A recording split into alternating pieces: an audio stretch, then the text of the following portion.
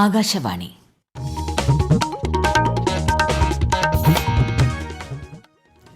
നമസ്കാരം.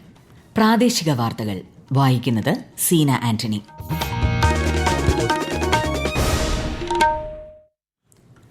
പ്രധാന വാർത്തകൾ.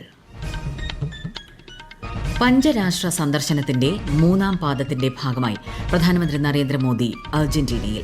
ബ്രിക്സ് ഉച്ചകോടിയിൽ പങ്കെടുക്കാൻ നാളെ ബ്രസീലിലേക്ക് പോകും. ഉപരാഷ്ട്രപതി ജഗ്ദീപ് ധൻഖർ നാളെ കേരളത്തിലെത്തും. മറ്റന്നാൾ ഗുരുവായൂർ ക്ഷേത്രത്തിൽ ദർശനം നടത്തും. 3.25 ലക്ഷത്തോളം മെഡിക്കൽ സീറ്റുകൾ രാജ്യത്ത് വർദ്ധിച്ചെന്ന് കേന്ദ്ര സഹമന്ത്രി എൽ മുരുകൻ. സംസ്ഥാനത്ത് വീണ്ടും നിപ സ്ഥിരീകരിച്ചതോടെ മലപ്പുറം, പാലക്കാട്, കോഴിക്കോട് ജില്ലകളിൽ ജാഗ്രത ശക്തമാക്കി ആരോഗ്യവകുപ്പ്. സമ്പർക്ക പട്ടികയിൽ 345 പേർ. ഇന്ന് അന്തർദേശീയ സഹകരണ ദിനം. കേരള സമൂഹത്തിൽ സഹകരണ മേഖലയുടെ വിശ്വാസ്യത നിലനിർത്താനായതിനാൽ 2.5 ലക്ഷം കോടി രൂപയുടെ നിക്ഷേപം ക്രെഡിറ്റ് മേഖലയിൽ കൈവരിക്കാനായതായി മന്ത്രി വി എൻ വാസവൻ.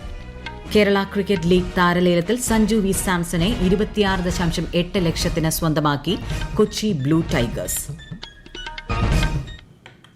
വാർത്തകൾ വിശദമായി. ഘാന, ട്രിനിഡാഡ് ആൻഡ് ടൊബാഗോ എന്നിവിടങ്ങളിലെ വിജയകരമായ സന്ദർശനം പൂർത്തിയാക്കി പ്രധാനമന്ത്രി നരേന്ദ്രമോദി ഇന്ന് രാവിലെ അർജന്റീനയുടെ തലസ്ഥാനമായ ബ്യൂണസ് എയറസിലെത്തി. 57 വർഷത്തിനിടെ ഇന്ത്യൻ പ്രധാനമന്ത്രിയുടെ അർജന്റീനയിലേക്കുള്ള ആദ്യ ഉഭയകക്ഷി സന്ദർശനമാണിത്. അർജന്റീന ദേശീയ നായകൻ ജനറൽ ജോസ് ഡി സാൻ മാർട്ടിന്റെ പ്രതിമയിൽ ആദരാഞ്ജലികൾ അർപ്പിച്ചുകൊണ്ടാണ് പ്രധാനമന്ത്രി മോദി സന്ദർശന പരിപാടിക്ക് തുടക്കം കുറിക്കുന്നത്. തുടർന്ന് പ്രധാനമന്ത്രിക്ക് ആചാരപരമായ സ്വീകരണം നൽകും. പ്രതിനിധിതല ചർച്ചകളിലും പ്രധാനമന്ത്രി പങ്കെടുക്കും. നാളെ ബ്രസീലിലെ റിയോ ഡി ജനീറോയിൽ ആരംഭിക്കുന്ന 17ാമത് ബ്രിക്സ് ഉച്ചകോടിയിൽ പ്രധാനമന്ത്രി നരേന്ദ്രമോദി പങ്കെടുക്കും. ഉപരാഷ്ട്രപതി ജഗ്ദീപ് ധൻഖർ നാളെ കേരളത്തിലെത്തും. തിങ്കളാഴ്ച അദ്ദേഹം ഗുരുവായൂർ ക്ഷേത്രത്തിൽ ദർശനം നടത്തും. കൊച്ചിയിലെ national university of advanced legal സ്റ്റഡീസിലെ വിദ്യാർത്ഥികളുമായും അധ്യാപകരുമായും ഉപരാഷ്ട്രപതി സംവദിക്കും.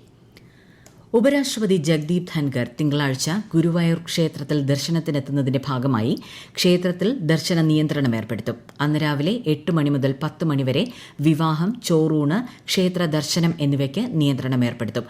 ഉപരാഷ്ട്രപതിയുടെ സന്ദർശനം കഴിയുന്നതുവരെ തെക്കേ നടയുടെ ഇരുവശങ്ങളിലുമുള്ള കടകൾ തുറക്കാനും അനുവാദമില്ല. തിരുവനന്തപുരത്തെ ശ്രീ ഉത്രാടം തിരുനാൾ അക്കാദമി ഓഫ് മെഡിക്കൽ സയൻസസിന്റെ 14ാമത് ബിരുദദാന ചടങ്ങ് കേന്ദ്ര സഹമന്ത്രി എൽ മുരുകൻ നിലവിളക്ക് കൊളുത്തി ഉദ്ഘാടനം ചെയ്തു. രാജ്യത്ത് മെഡിക്കൽ വിദ്യാഭ്യാസ മേഖലയിൽ വലിയ മാറ്റങ്ങൾ സംഭവിച്ചുകൊണ്ടിരിക്കുകയാണെന്ന് അദ്ദേഹം പറഞ്ഞു. 75,000 മെഡിക്കൽ സീറ്റുകൾ രാജ്യത്ത് വർദ്ധിച്ചെന്നും കേന്ദ്ര സഹമന്ത്രി ചൂണ്ടിക്കാട്ടി. ഇന്ന് അന്തർദേശീയ സഹകരണ ദിനം. സഹകരണ സംഘങ്ങളെ സംബന്ധിച്ച് ജനങ്ങളിൽ അവബോധം വർദ്ധിപ്പിക്കുക, അതിന്റെ മികച്ച മാതൃകകൾ ജനസമക്ഷം എത്തിക്കുക എന്നതാണ് ദിനാചരണത്തിന്റെ ലക്ഷ്യം. 2025 അന്തർദേശീയ സഹകരണ വർഷമായി പ്രഖ്യാപിച്ചിരിക്കുന്നതിനാൽ ഈ വർഷത്തെ സഹകരണ ദിനത്തിന് കൂടുതൽ പ്രാധാന്യമുണ്ട്. കേരള സമൂഹത്തിൽ സഹകരണ മേഖലയുടെ വിശ്വാസ്യത നിലനിർത്തിക്കൊണ്ടു പോകാൻ സാധിച്ചതിന്റെ ഫലമായി 2.5 ലക്ഷം കോടി രൂപയുടെ നിക്ഷേപം ക്രെഡിറ്റ് മേഖലയിൽ കൈവരിക്കാനായതായി മന്ത്രി വി എൻ വാസവൻ. അങ്കമാലിയിൽ അന്തർദേശീയ സഹകരണ ദിനാഘോഷത്തിന്റെ സംസ്ഥാനതല ഉദ്ഘാടനം നിർവഹിക്കുകയായിരുന്നു അദ്ദേഹം. 45 ബാങ്കുകളാണ് കേരളത്തിലുള്ളത്. വായ്പയുടെ രംഗത്ത് 50,600 കോടിയിൽ പരം രൂപ വായ്പ കൊടുക്കുന്ന കേരളത്തിലെ 5 ബാങ്കുകളിൽ ഒന്ന് കേരള ബാങ്കാണ് എന്ന അഭിമാനത്തോടെ സഹകരണ മേഖലയാണത്. മുണ്ടക്കൈ ചൂരൽമല പ്രദേശത്തുണ്ടായ ആ വലിയ ദുരന്തം, അതിൽ മൺമറഞ്ഞവരുടെയും ജീവിച്ചിരിക്കുന്നവരുടെയും ഉൾപ്പെടെയുള്ള ദുരന്തത്തിന് ആഘാതമായവരുടെ വായ്പകൾ മുഴുവൻ ആദ്യം എഴുതിത്തള്ളാൻ തീരുമാനിച്ചത് സഹകരണ മേഖലയിൽ കേരള ബാങ്കാണ്. സംസ്ഥാനത്ത് വീണ്ടും നിപ സ്ഥിരീകരിച്ചതോടെ മലപ്പുറം, പാലക്കാട്, കോഴിക്കോട് ജില്ലകളിൽ ജാഗ്രത കർശനമാക്കി ആരോഗ്യവകുപ്പ്. 3 ജില്ലകളിലും കൺട്രോൾ റൂമുകൾ തുറന്നു. 345 പേരാണ് നിലവിൽ സമ്പർക്ക പട്ടികയിലുള്ളത്. നിപ പ്രതിരോധ പ്രവർത്തനങ്ങളുടെ ഭാഗമായി പാലക്കാട് ജില്ലയിലെ തച്ചനാട്ടുകര, കരിമ്പുഴ പഞ്ചായത്തുകളിൽ നിയന്ത്രണങ്ങൾ നിലവിൽ വന്നു. പ്രദേശത്തുള്ളവരുടെ 3 ആഴ്ച മുൻപ് വരെയുള്ള രോഗവിവരങ്ങൾ ശേഖരിക്കാൻ ആരോഗ്യവകുപ്പ് നിർദ്ദേശം നൽകിയിട്ടുണ്ട്.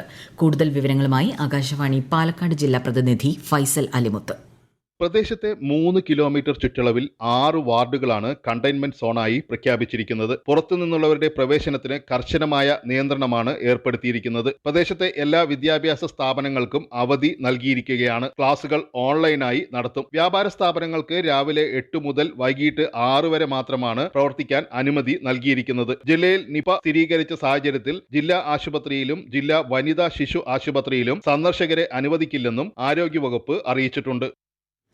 നിപയുമായി ബന്ധപ്പെട്ട സംശയങ്ങൾ അകറ്റാൻ പ്രത്യേക കൺട്രോൾ റൂം പ്രവർത്തനം ആരംഭിച്ചതായി കോഴിക്കോട് ജില്ലാ മെഡിക്കൽ ഓഫീസർ അറിയിച്ചു. രാവിലെ 9 മണി മുതൽ വൈകിട്ട് 5 മണി വരെ കൺട്രോൾ റൂം പ്രവർത്തിക്കും. ജില്ലയിലെ സ്വകാര്യ ആശുപത്രിയിൽ മരിച്ച രോഗി നിപ ബാധിതയാണെന്ന് പ്രാഥമിക പരിശോധനയിൽ തെളിഞ്ഞതായി ജില്ലാ medical officer doctor K Rajaram അറിയിച്ചു. അതിനിടെ നിപ ബാധ സംശയിക്കുന്നവരെ പ്രവേശിപ്പിക്കാൻ കോഴിക്കോട് മെഡിക്കൽ കോളേജിലെ പേ വാർഡിൽ പ്രത്യേക സംവിധാനമൊരുക്കി. ഈ വാർത്തകൾ ആകാശവാണിയിൽ നിന്ന്.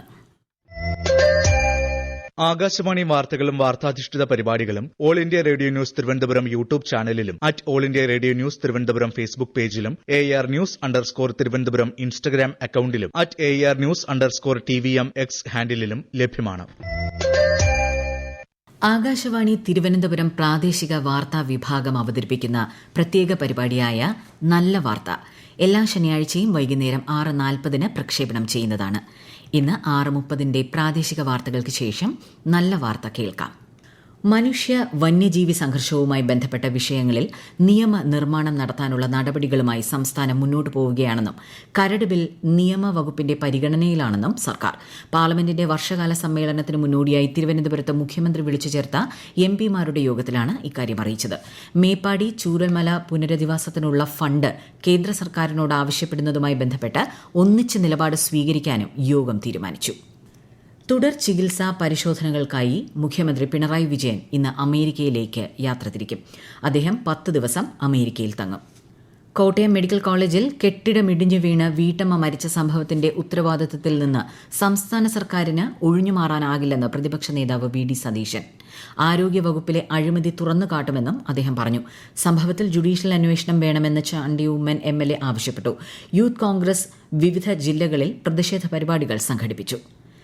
ചരിത്ര പ്രസിദ്ധമായ ചമ്പക്കുളം മൂലം ജലോത്സവത്തിനുള്ള ഒരുക്കം അവസാന ഘട്ടത്തിൽ.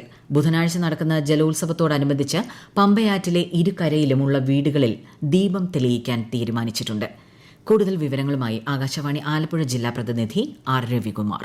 അമ്പലപ്പുഴ ശ്രീകൃഷ്ണസ്വാമി ക്ഷേത്രത്തിലെ വിഗ്രഹലബ്ധിയുടെ സ്മരണാർത്ഥം നടത്തുന്ന ചമ്പക്കുളം മൂലം ജലോത്സവത്തിൽ ഇക്കൊല്ലം 11 വള്ളങ്ങളാണ് അണിനിരക്കുക. ഇതിൽ 5 എണ്ണം ചുണ്ടൻ വള്ളങ്ങളാണ്. വള്ളംകളിക്ക് മുന്നോടിയായുള്ള ചടങ്ങുകൾ ഇന്ന് ആരംഭിച്ചു. രാവിലെ രാജപ്രമുഖൻ ട്രോഫിയും വഹിച്ചുകൊണ്ടുള്ള വിളംബര ഘോഷയാത്ര കുറിച്ചി കരിങ്കുളം ക്ഷേത്രത്തിൽ നിന്ന് ആരംഭിച്ചു. വൈകിട്ട് മങ്കമ്പിലെത്തും. നാളെ ഉച്ചയ്ക്ക് ശേഷം തകഴിയിൽ കൈകൊട്ടിക്കളിയും തിങ്കളാഴ്ച വൈകിട്ട് ചമ്പക്കുളത്തെ സാംസ്കാരിക ഘോഷയാത്രയും സംഘടിപ്പിച്ചിട്ടുണ്ട്.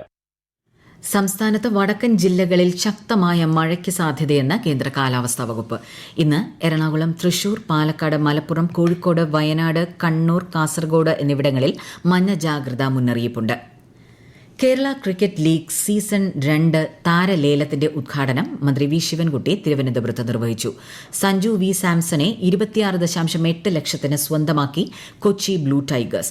3 ലക്ഷം രൂപയായിരുന്നു അടിസ്ഥാന വില. വിഷ്ണു വിനോദിനെ 12.8 ലക്ഷം രൂപയ്ക്ക് എയറീസ് കൊല്ലം സെയിലേഴ്സ് സ്വന്തമാക്കി. ജലജ് സക്സേനയെ 12.4 ലക്ഷം രൂപയ്ക്ക് ആലപ്പി റിപ്പിൾസ് സ്വന്തമാക്കി. വിനോദ് കുമാറിനെ 6.2 ലക്ഷത്തിനും കരുൺ നായരെ 3.2 ലക്ഷം രൂപയ്ക്കും തൃശൂർ ടൈറ്റൻസ് സ്വന്തമാക്കി.